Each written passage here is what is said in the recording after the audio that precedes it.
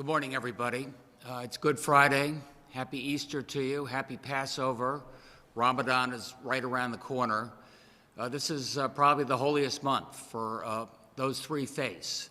And I think it has something to do with spring. Spring has something to do with green buds and hopefulness. We'll be here to answer some of your questions. I've got Paul Mounds, our Chief of Staff, Deirdre Gifford, our Department of Social Services. But first, I'd like to talk a little bit about what the spring means to me. It's a time of hope. There's been a lot of hope over the last week or so as you've seen the fact that we maybe are beginning to bend the curve. But I also think about the other analogy as regards this virus, which is we're fighting a war. We're fighting a war against this virus. It's the invisible enemy, and we're going to win this war. And I've heard a little bit of that over the last few days. I've gotten lots of notes from folks, emails, texts saying, we have won the war.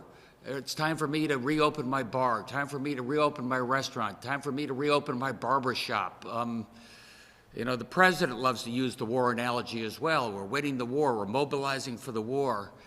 And I just got to remind people that this silent enemy doesn't just surrender.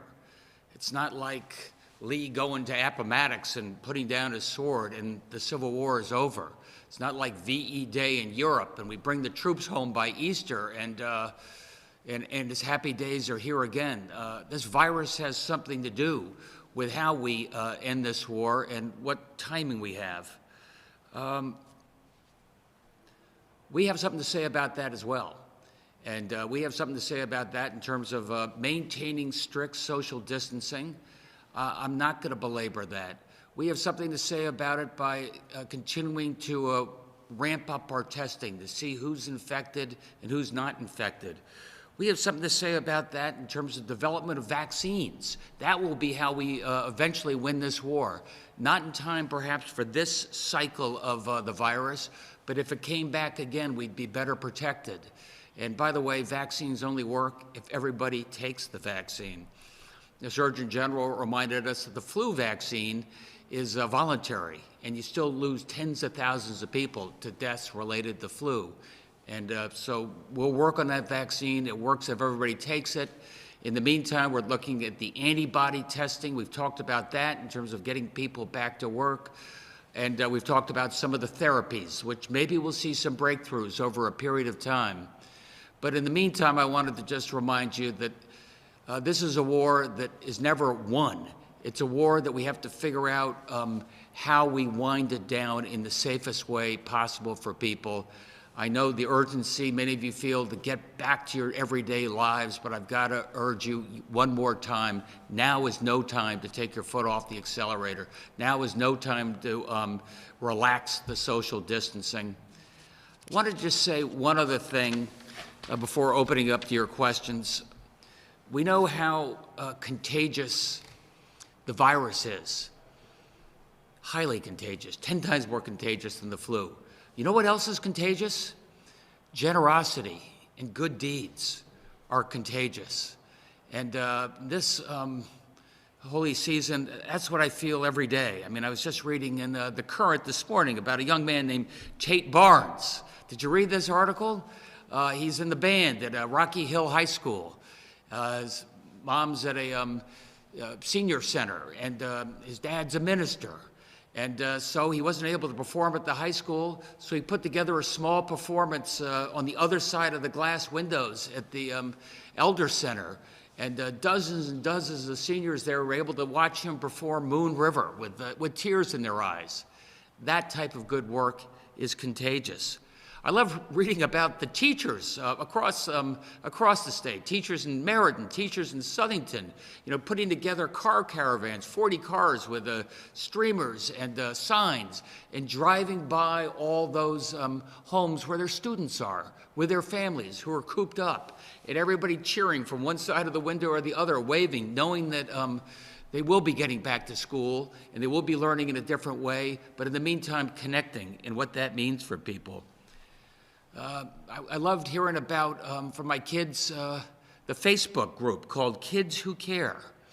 and they're posting hundreds of video clips and notes sent out to nurses and doctors and first responders saying thank you. And that means a lot to those first responders. It also means a lot to those kids, knowing what they're able to do for people. I was reading about a restaurant in Simsbury called Millwright, where they handed out hundreds and hundreds of family meals. And you know who they handed them out to? Unemployed restaurant workers, each taking care of each other. At Rondo's, I guess a pizza place in Waterbury, where they regularly deliver pizzas to the emergency room up at St. Mary's Hospital. And speaking of Waterbury, I always love Mayor O'Leary's knock and drop program, where he has hundreds of people, a lot of them young people from the Police Athletic League, who are able to deliver meals, drop it off at a senior's back step, knock on the door, and leave. But it means that senior can stay at home, and that young person is doing something really good. Masks for Heroes, did you hear about that? Able to get PPE, mainly some masks, and get those distributed. The amount of folks that are beginning to contribute. We got 4CT, raising lots of money to help put people back to work and helping to help our amazing not-for-profits out there. These are all the green shoots of what this weekend means for me, what this weekend means for the state of Connecticut. And if we stay the course, we stay strict about our social distancing, and remember all the good things that are going on, remembering how contagious that is, that's how we do eventually win this.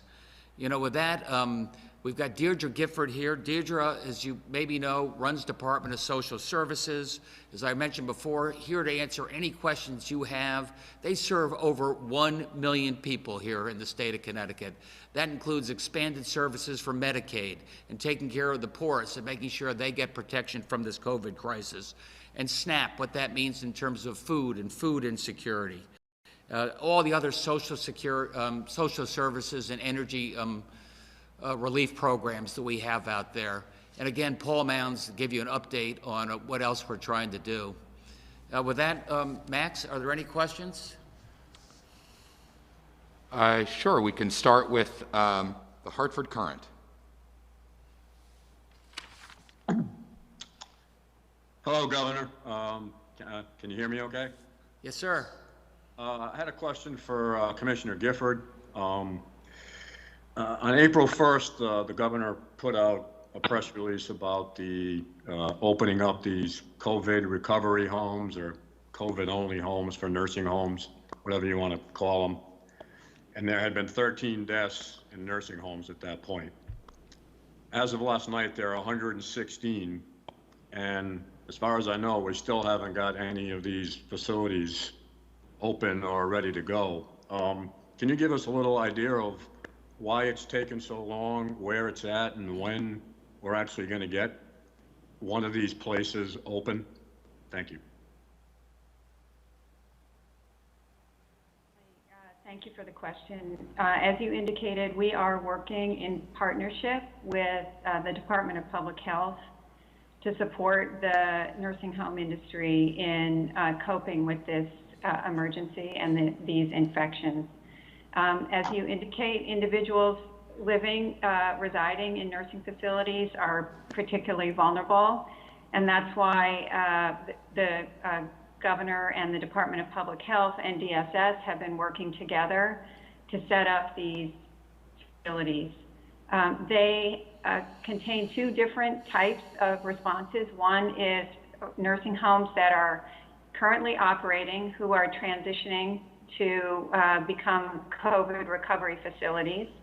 And the other is new facilities that are being stood up in existing buildings that were previously nursing homes in most cases and are being reopened to help transition individuals out of the hospital as they continue to recover from a COVID infection.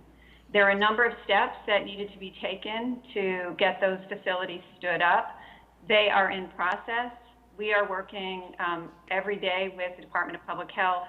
As soon as they identify a place that's ready to go, We are working on notifying residents and families, notifying local officials, and getting payments in place that will support these facilities.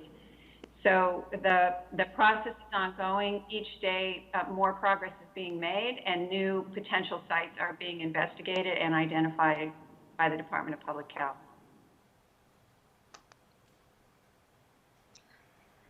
Max, can I follow up with the commissioner? Sure, go ahead. Is it a financial issue with dealing with the nursing homes, or has it been finding providers to do it? Or, I mean, we're now 9 days in and it doesn't seem like one of these is ready to go yet. What has been the biggest issue or the biggest problem? It's not a financial issue. Working with Secretary McCaw and the governor's leadership, we have been able, as you know, to establish enhanced rates for these facilities. And we've worked with the owners and operators to get agreement on those rates. And we're ready to put those in place. So the financial issues have largely been addressed. There are issues, a lot of issues around making sure that the staffing is appropriate, that staff have the personal protective equipment that's necessary, that all the appropriate notifications are made to residents and families, that equipment is put in place. So there are a number of steps that need to be taken. I want to assure everyone that there has been a lot of progress in the last week in getting these facilities stood up, and actually in the last several weeks. The beds are becoming available, there's equipment being delivered, and lots of progress has been made. Moving on to the Connecticut Mirror.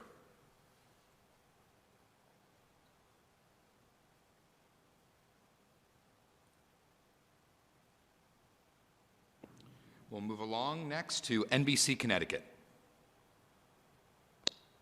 Good morning. My first question has to do with a tweet that you received from a Connecticut company. Can you hear me okay? Sort of. Okay.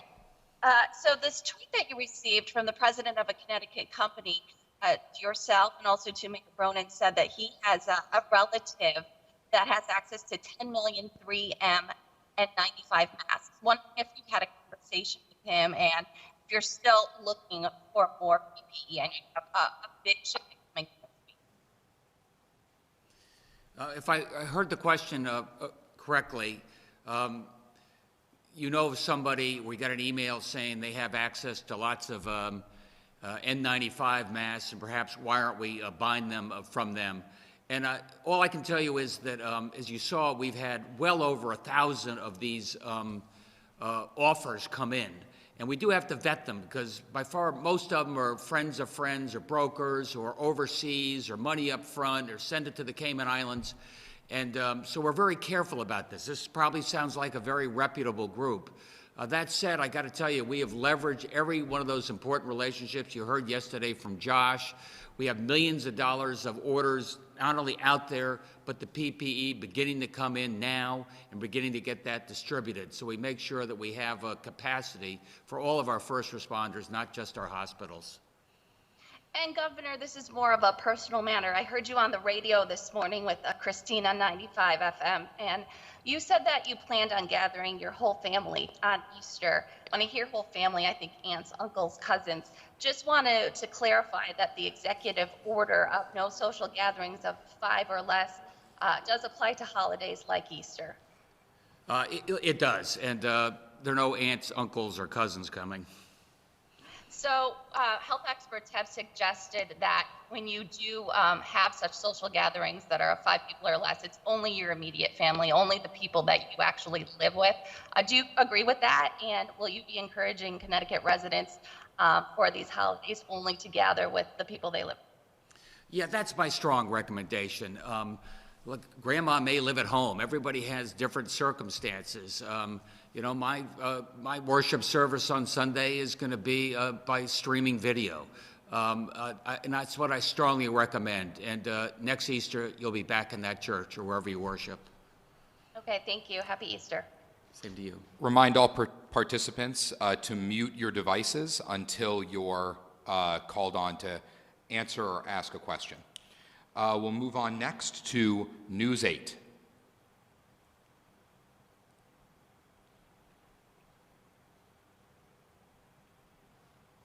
News 8?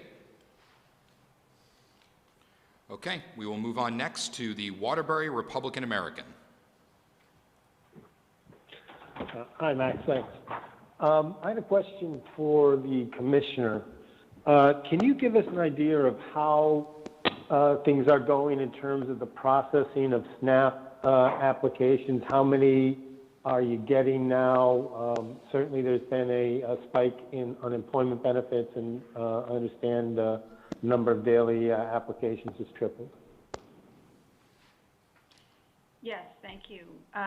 We have seen a large increase in application volume for our Supplemental Nutrition Assistance Program, SNAP, which used to be called food stamps. Since February, our daily application volume has approximately quadrupled. So we are seeing lots of new interest in the program. We are required to process expedited applications within a week. We have to date been meeting that time frame. We're required to process regular applications but in a month, and we are exceeding that time frame and still processing well under that 30-day requirement. We are seeing longer wait times on our phone lines, and I want to assure the public that we are doing everything we can to increase the capacity of our team out in the field to respond to phone calls. We've transitioned hundreds of workers to telework, and I want to really thank the DSS field team for all of their very hard work, and our IT team for standing up that new technology. But because of the volume, we have seen longer wait times on the phone, and I just want to let everyone know that we are working very hard to increase our capacity, get more people on the phones. We're ordering new technology. We're shifting workers to be on the phones. So we are still processing and getting our benefits out in a timely fashion, and we're working very hard to bring down those wait times on the phone lines. Well, how long is it taking to get the benefits out with the expedited applications and with the other applications? Less than a week for the expedited applications. And the others can take as long as 30 days? That's our federal time frame. We're getting them done right now in about 12 to 14 days. I also want to remind folks that in addition to SNAP, if people are looking for health insurance, that Husky is available year-round. And if you have lost your health insurance and you want to apply for Husky, you can go to ct.gov/DSS, find out if you're eligible. In partnership with our colleagues at Access Health Connecticut, can find out if you're eligible for Husky, usually within 24 hours. Thank you. You're welcome. We'll move along next to News 8. Hi, Governor. It's Jody. Can you hear me okay? Your audio is muffled, so we're going to move along to another reporter, and we will come back. Connecticut Mirror. Hi, I got tossed off the call for technical issues, so if this has been asked, forgive me. But Governor, at the top, you talked about sort of the reaction you're getting from restaurant owners and others who are suggesting it's time to reopen. I'd like to ask you a question I asked you early in this crisis, which is, can you articulate the standards, the metrics that will guide you to say when it is the right time to ease some of these social restrictions? Yeah, I'm really relying on the healthcare experts, but looking at when we think we have this virus contained, when I think I can test workers and know that they're safe to go back to work and won't be able to infect others, when I know that we will have the thermometers so we can test people who involve more social interaction going in and out of stores. I think we've seen that done very successfully in South Korea and some other places. But it just was ironic that the restaurants asking to open at the same time the CDC says everybody in a tight area should wear their masks. So I'm going to do this purely based upon public health. And I say we're never going to get this economy going again unless we make sure that we do it on a safe basis and we don't have a false start, which we worry about. Governor, and you've been very clear that public health is going to be what guides you. What I think people are struggling with a little bit is, have you received any guidance about what that's going to look like specifically as far as caseloads, as far as hospitalizations? Again, are there any metrics that CDC or others have given you that will point you to the moment when it's okay? Yeah, no, that's a good question, Paz. Right now, the CDC has been silent on this, but I do know they are looking into this and trying to come up with some metrics. Obviously, every region is going to be quite different in terms of the infection rates and the such. You know, we're, Southern Connecticut in particular is part of that hot zone that includes the New York metro area. But for me, the number one metric is hospitalization. That seems to be a template for what's going on more broadly in terms of infections throughout the community. And secondly, a real testing regimen to make sure that people are safe when they get back to work. Thank you, sir. We'll move along next to Hearst, Connecticut Media. Thanks, Max. Hi, Governor. You know, I think you can take anonymous Twitter trolls for what they're worth, but on the issue of reopening, I've noticed in the last 24 hours some partisan comments emerging from the other side of the aisle. I wanted to know what your feeling is about that. My feeling is this has been a nonpartisan pandemic, and I've really been proud that the legislative leaders and here in this building have been working, you know, arm in arm. And obviously, as we fight through this virus and people see these green shoots, maybe there'll be some comments made here and there. Why don't we open up faster? Why don't we open up tomorrow? But I think right now we're in strong communication on a regular basis, and I think people feel pretty confident that we're on the right track, have the right balance between getting this economy going with a first priority on public safety. Last night, in your release after dark, you were talking about 400,000 tablets of hydroxychloroquine. Who's going to decide how that's going to be used? The effects seem to be inconclusive. Where's this stuff going to be, and who's going to use it? Hi, it's Paul Mounds. To your question, that donation that was provided to the state of Connecticut through DCP is going to go directly to the hospitals. So the actual doctors will be the one making those decisions on how that drug in particular would be prescribed to the patient who are dealing with COVID-19. And it's for lupus, it's for malaria, it's for arthritis, as well as a possible palliative for COVID. And it's the doctors who make that determination. Thanks, Governor. We'll move on next to the Associated Press. Sue Haig. Good morning, Governor. How are you? Hey, Sue. I understand, I thought you guys were going to be coming out with some sort of program regarding helping renters. Could you talk about that, please? And also, are you going to be issuing an executive order concerning bars and restaurants to continue them being closed until May 20th? Hi, Sue. Today, the governor will be issuing an executive order on renters assistance, which would do the following. One, landlords will not be able to issue a notice to quit or serve summary notice, basically eviction proceedings, before July 1st, except for serious issues of nuisance or harming that occurs between the tenant and the landlord. In addition, the April rent for renters, they will be provided an automatic 60-day grace period. Third, on the May rent, there will be a 60-day grace period upon the tenant's request to their landlord. So in addition, as it deals with that, the tenant will have to notify their landlord that they have lost a job, lost hours, or otherwise lost revenue, or significantly had increased expenses as it dealt with because of the COVID-19 pandemic. In addition, as it deals with security deposits for the tenants, if it has been paid of more than 1 month's rent, can be applied to all or part of their April, May, or June rent. We will be putting out that executive order later today.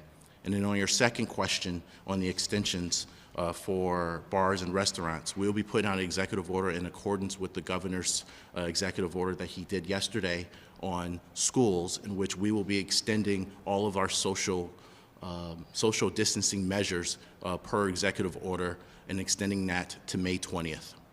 And that will include restaurant, bars, private club operations, off-track betting facilities, gyms, sports, fitness, recreational facilities, large shopping malls, places of public amusement, as well as we will be extending our measures as it deals with the safety and distancing measures for workplace and non-essential businesses. Hey, so I'll just add to that, if I could, that doing something for the renters was really important to me. Working with the banks and folks who have a home with a mortgage, we were able to get that grace period, and that was really important.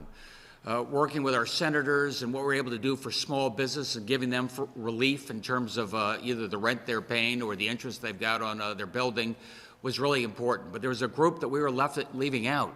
And folks that in those areas that are predominantly renters, what can we do for them? They're the ones just as likely to have lost all sources of income. So we work very closely here to get this executive order out that at least gives people a 90-day break and a breather until we get this economy going again, or at least until we get those other supports going from the federal government.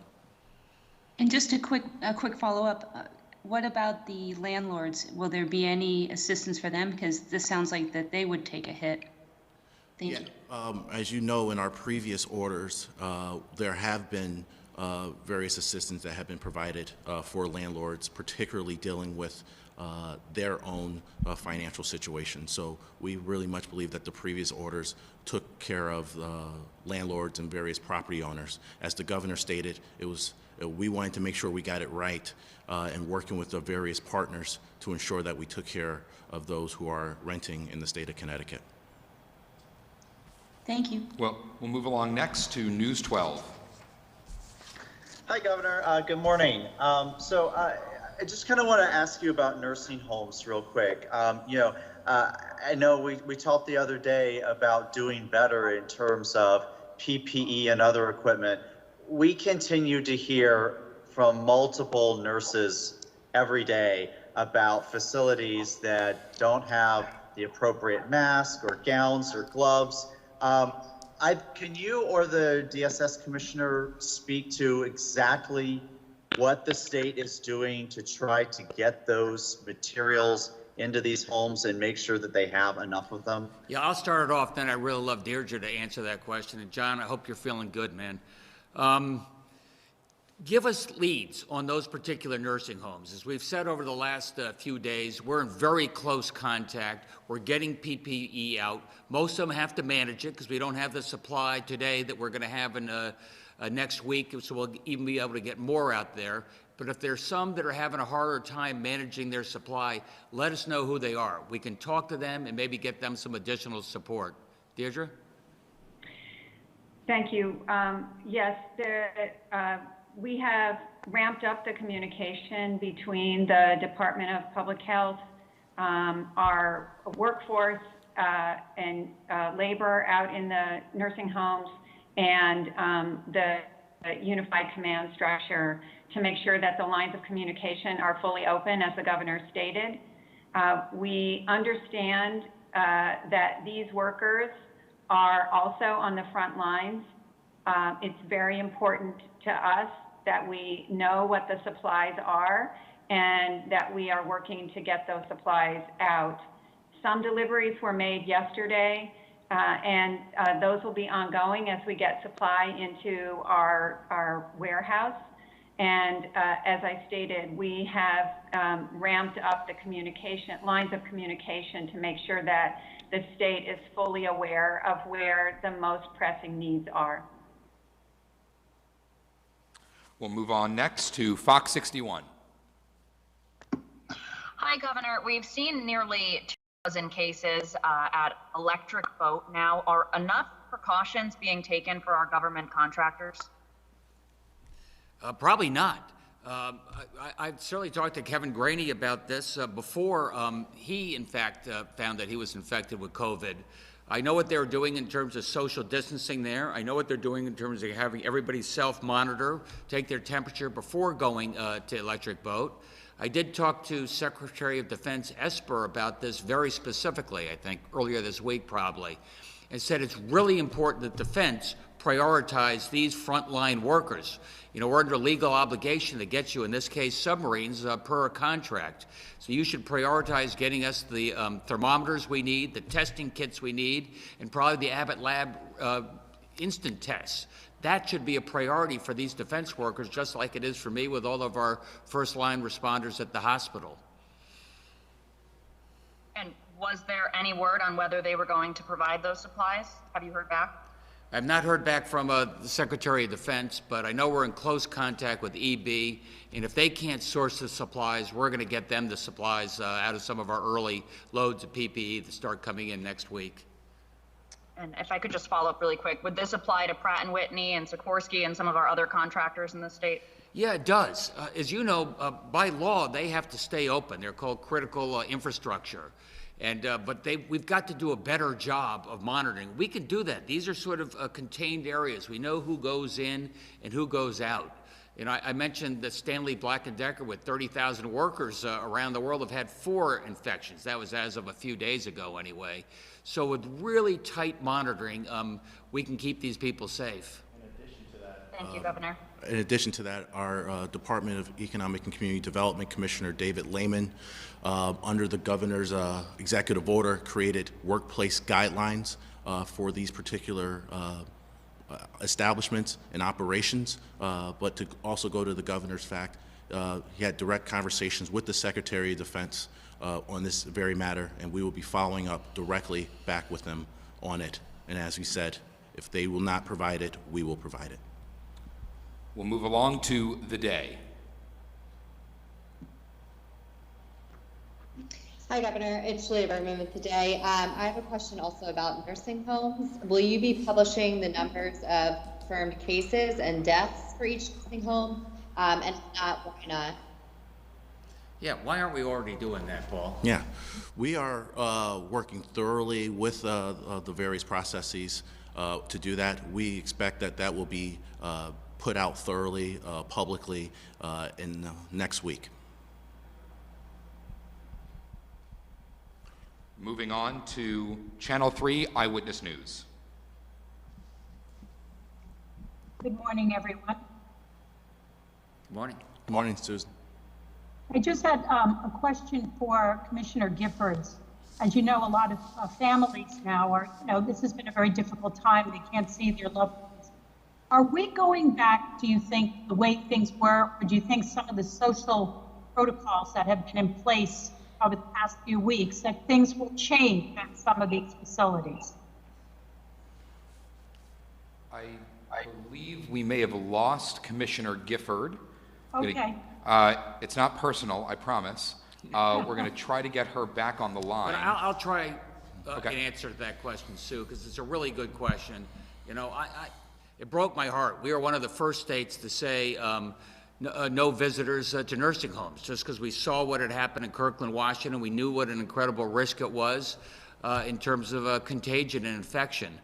We're doing everything we can in terms of FaceTime, real-time conversations, telephone, everything we can to maintain that communication, that touch between a family and a loved one in the nursing home. But I do not anticipate changing those protocols anytime soon. The other question I had was more on, eventually, and I'm not sure if we're ever going back to normal, but we are going to start opening things up. how do you know? What has to happen? I mean, you hear all the time that coronavirus is really not going away ever, and that we could see a resurgence in the fall, and that it's part of where we are in the world. So what has to happen before you feel confident enough to open everything back up and make changes? Yeah, and Paz asked the same question. To me, I can look at the broad metrics. I can look at hospitalizations. If they go down dramatically, I can assume that perhaps there's less infection in the broader community. But I just don't think that's going to be good enough. We're really going to ramp up our testing protocol, both in terms of the real-time Abbott lab tests, and just as importantly, get those antibody tests out there so we know for sure who is safe, who has built up the immunity, who has the antibodies, so they can get back to work. And I think we got to start on that this month. And I guess I had one other question, and that is, I don't think, Connecticut or any other state has not seen this many unemployment claims. I mean, it's really mind-boggling when you see how many people are applying. Do you think it's going to be enough what the state is doing right now and the federal government is doing, or do you think more needs to be done, certainly on a state level with legislative input, because these are people who are going to be out of work, and let's face it, I don't think these companies are just going to go back online at full capacity. Yeah, two questions I heard there, Sue. One on the unemployment. I really hope that the federal government doesn't make that a loan to the states, but makes that a grant to the states. If we have to pick up all these costs, even though it's low-interest loans from the feds, that will really hit unemployment costs across the country for businesses that have to pay that. And I've talked to our legislative congressional delegation about that in no uncertain terms. Number two, and I was talking to Senator Murphy about this just last night, what the feds have done with their CARE Act, which is really helpful, is reimbursing us and hospitals for COVID-related expenses, and cities and towns for COVID-related expenses. But as Melissa McCaw, OPM will tell you, 90% of our shortfall, that $500 million shortfall we anticipate at the end of this fiscal year, June 30, is related to a loss of revenues. Obviously, not much sales tax revenues coming in right now. And it's really important that the feds make some good faith effort to reimburse the states and the municipalities for lost revenue as well. And I'm hearing the same thing from the hospitals. Not only are they ginning up a lot of overtime, but their revenues are down dramatically, especially their most profitable revenues, which are the elective surgeries. So they're going to need some help more than just reimbursement to make up for their difference. And finally, what I was talking to our senators about is I really hope that an infrastructure bill is a big part of the next bill coming out of Congress. Everybody knows the nature of our infrastructure. I won't belabor that here as regards Connecticut, but now is the time for them to be planning that so that we can get people back to work in a serious way. And these are big outdoor construction projects where you can work, I think, safely earlier in the process. And what I've done about that is in our bond bill, which we're now going to have the meeting next week as opposed to this week, is put in place several major design operations so that when and if that transportation infrastructure bill comes out of Congress, we're going to be first in line. We'll move on next to CT News Junkie. Good morning, Governor. I have two questions, one political, one not so political. The first question is the political one. Bernie Sanders suspended his presidential campaign this week, but has refused to take his name off the ballot. Are you going to be taking any action to cancel the presidential primary here in Connecticut? I hope not. I just think that sets a bad precedent, but obviously I'm getting a lot of feedback on that subject. You know, we have several other options, though. One, we have a June 2nd date, along with a number of our neighboring states.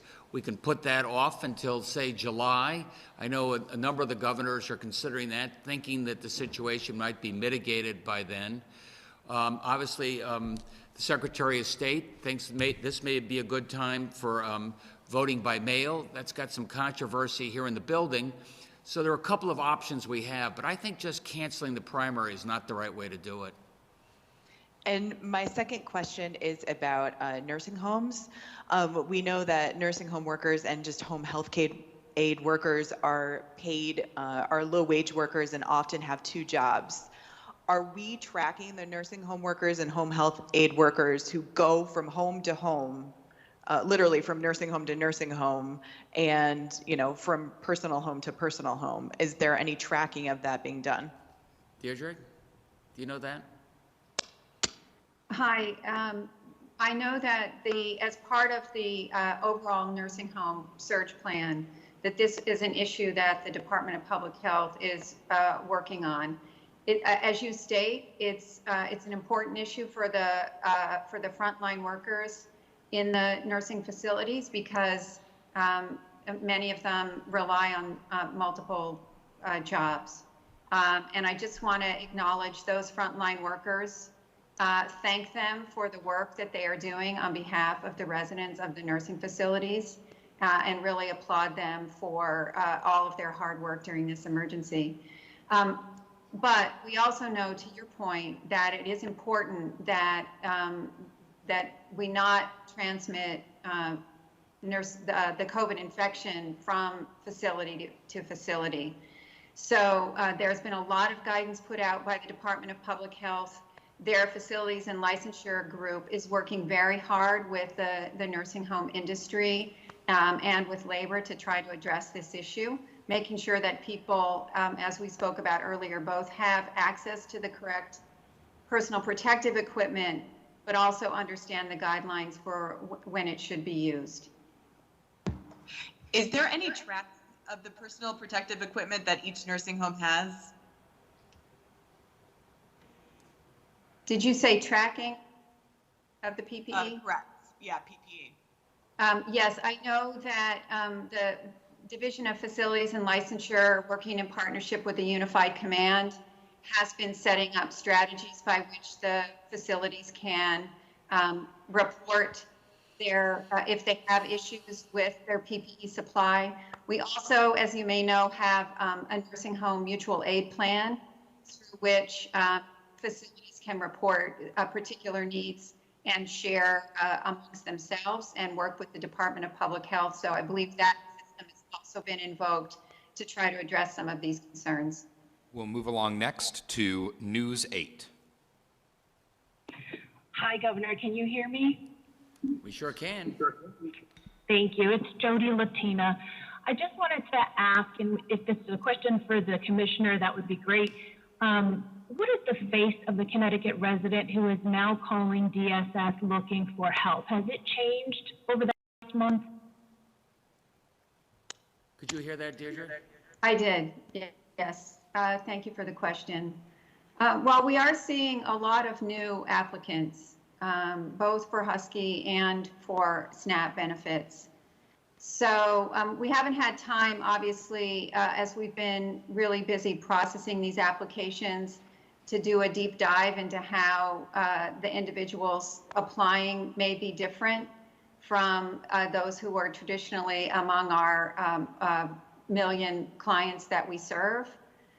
We imagine that these are people who are newly, have seen a drop in their income and newly eligible for these programs. That's what they're there for.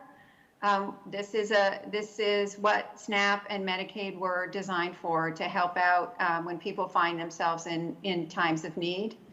So they can be temporary benefits, and they're here for when people need them, and then when they are back on their feet, they can transition off. Let me just say in closing that I wish each and every one of you and your families all the very best, especially for this weekend. This is a month of some hope, I think. Spring brings hope, and the holiest season brings hope. Act carefully, act responsibly, and we pray for each and every one of you. Thanks.